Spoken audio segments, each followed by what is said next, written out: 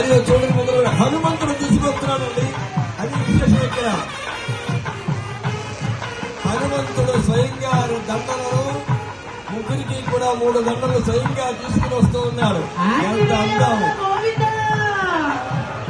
ఎంత ముచ్చట, ఎంత అందం, ఎంత ఆనందం. హనుమంతుడు ఆ రామయ్య కింద ఈనాడు వెంకటేశ్వరుడిగా అవతరించాడు. అదే రంగుతో, అదే రూపుతో ఆ స్వామి ఆనాటి ఆ అయోధ్య వాసుడే ఈనాడు వాడపల్లి వాసుడుగా విజయం చేశాడు.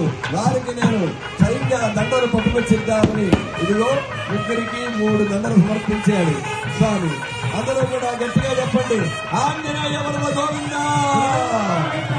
ఎంత ముచ్చటగా ఉందండి, చాలా చాలా బాగుంది.